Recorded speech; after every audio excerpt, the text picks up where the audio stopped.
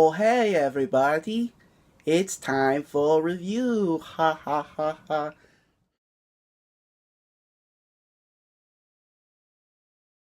So yeah, everybody, welcome back. Of course, I was very sick over the course of the end of this month and this year, so all the videos that I was going to release this year, they've been pushed back to next year of 2018, so I'm very sorry if you were looking forward to the unboxing, whatever they're called, videos, and even some reviews, or even the top 5 games of this year, but those things have been delayed. And of course, my voice still sounds a bit raspy. So of course, you're going to get a double review. That's going to be The Disaster Artist and the latest Star Wars movie, Star Wars Episode 8, The Last Jedi. But of course, let me get rid of this fucking Yoda hat out of my head. That shit was ridiculous. But anyhow, we're going to talk about The Disaster Artist, directed and starred James Franco. Now, of course, the one negative I'll say the most about The Disaster Artist is the direction. James Franco, he's a great actor, and he's a great Tommy Wiseau, but in terms of the direction, in terms of the directing, it's just average. There's nothing unique, there's no great spin to it all. It's just like, whenever he's not on screen, the movie is still shot the same. Whenever he is on screen, along with his brother who's played Greg, right? The movie is still frame and it's still like there's nothing really exciting going on. It's not like Tim Burton's Ed Wood.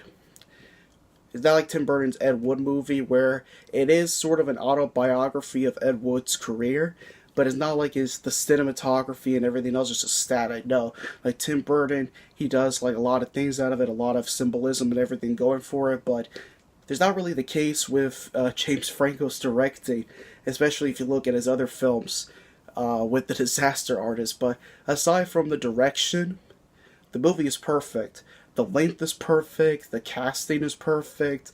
It's just perfect. I mean, honestly, I saw the movie on opening day, and I really would like to see the movie again before, the theatrical run is over, because it's a very good movie. In terms of direction, it's average, It's not like it's sort of a symbolism to the room itself, because at least the room has something sort of visually interesting to look at in terms of the way Tommy Wiseau went back to HD, then to millimeter, then HD, then 33 millimeter. Here is just static. There's no change in direction in terms of cinematography. And that's really the only negative I have in terms of The Disaster Artist. Great movie. If you have not seen it, go do so, along with The Room. Definitely a great movie.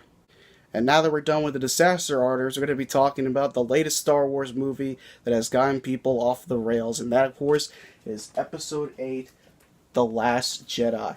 Now, of course, I saw the movie 3 times, and it's Thursday showing, and 2 times during opening day. Now, of course, I would have gotten my thoughts on this film really early, but there was multitudes of reasons. One, I had work, tons of work, so this was out of my way in terms of schedule. 2, sickness starting to develop inside of me, so that kind of halted development of various videos. And 3, the divisive nature that this movie has produced in terms of the fans. Like, any fan that I've talked to, any friends that I've talked to who love Star Wars, it's kind of a mixed reaction in terms of, of responses that I get from them. Either like, oh, the movie was good, it had its faults, but it was good. Saying that, oh, what the fuck, this movie is terrible. To things like, they ruined my childhood. Fucking Disney. Lucas should have sold it to them. Like that kind of shit. Like, whoa. I mean, The Force Awakens, it was another cultural event, just like with the original Star Wars, and of course, Episode 1, The Phantom Menace. So I didn't really expect The Last Jedi to perform that much in terms of the last movie, because every single second installment of every Star Wars film didn't perform well compared to the first, because they're not cultural events. Because then you know that, oh, there's going to be the next one.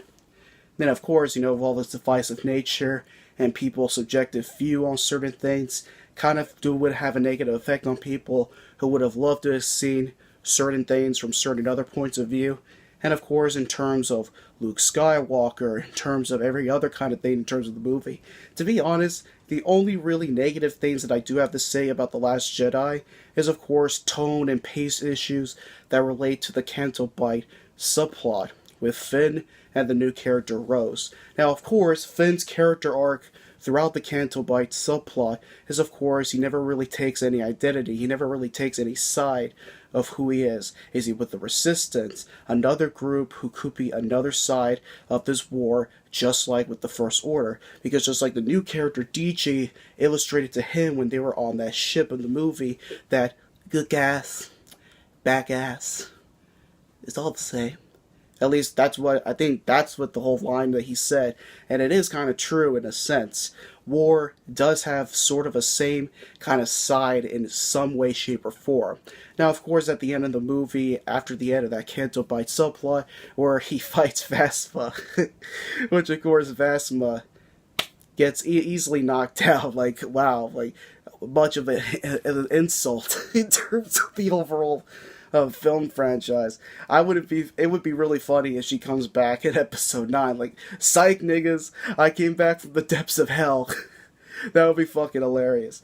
But of course, Finn's whole character arc is that, you know what, I am Rebel Scum. I am a part of the Resistance. I am a hero. You know, that kind of stuff as well. Like, the only reason Finn was even with the Resistance was, of course, Rey brought him back after him getting slashed up the ass by Kylo Ren's lightsaber.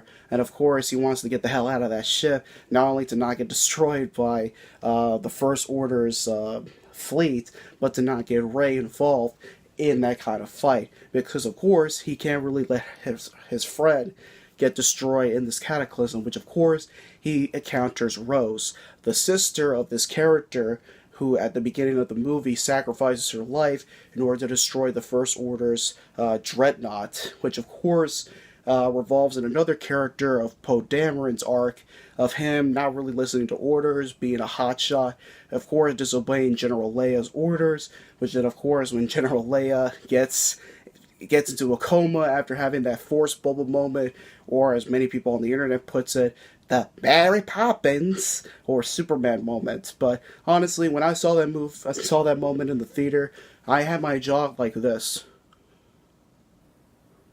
Like that. Like, even when I saw the movie 3 times, my moment was like this. Oh. Now, I didn't like and I didn't dislike the moment itself, but I never really disliked it. Because in a way, she is the daughter of a dude who is a virgin of the Force. So anything could potentially happen in any way, shape, or form. You could say it's lazy writing, but if you look at it that way, anything could happen in that way. Now, of course, going back to the whole Finn and Rose subplot, there's sort of a parallel in terms of looking at humans, right? Looking at humans and making them as legends, dehumanizing them in a way. Of course, Rose looks up to Finn as a legend. Of course, Finn ran away in order to not, continue this bloodshed that the First Order has done to multitudes of people throughout the galaxy. And of course, Rey, when she finally meets up Luke Skywalker at that island, she kind of dehumanizes Luke as sort of like this legend, this great old master, sort of like Yoda, right? But he's not really like that. He is a human being who made the mistake of, hey, I felt this great evil. I felt this great evil that I thought I stopped so many years ago, and it's residing out of someone who is in my blood, who is my nephew. And through that 1 second of hesitation, he stops himself from killing his own family member. And of course, that sealed the deal for Ben Solo once he saw that his own uncle, his own master, someone who thought that he could trust, was going to kill him.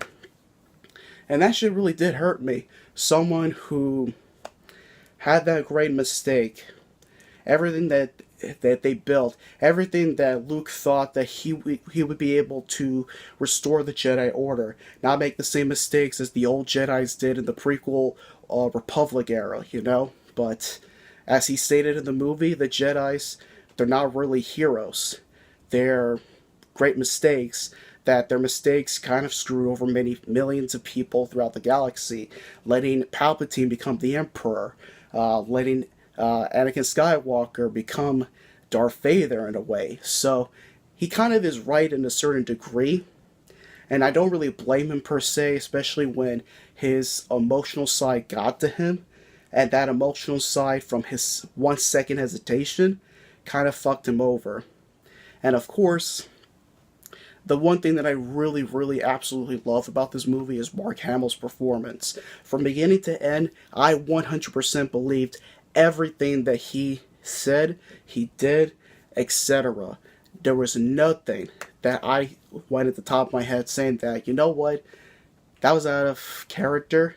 No, I 100% believed everything from beginning to end from the times I saw the movie. So Mark Hamill, he did a fantastic job from beginning to end. It was fantastic. Honestly, the only real issues that I had out of this movie was the Canto Blight subplot.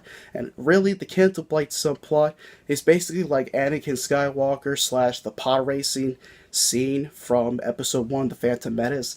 It seems fillerish, and it is fillerish to an extent, but piecing it all together and going in towards the final act of the movie, you can't really remove that little piece because it's connected to each other like glue.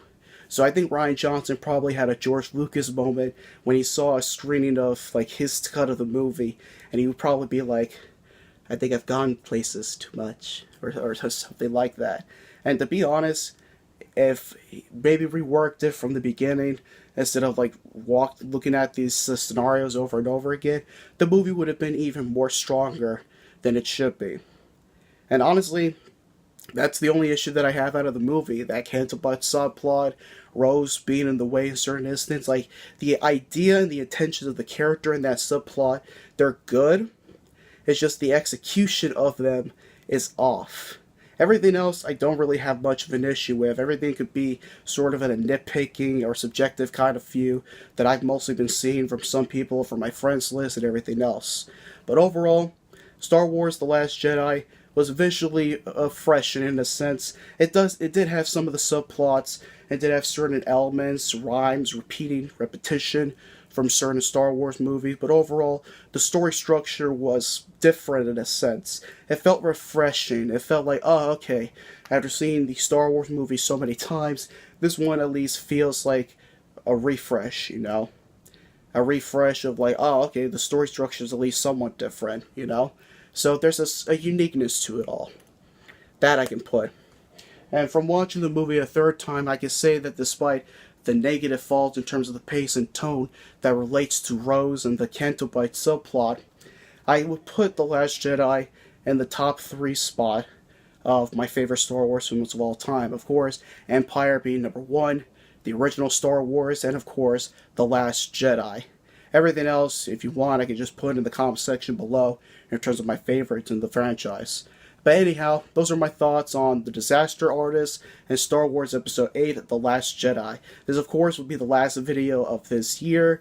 All the other videos that were filmed this year are going to be released next year.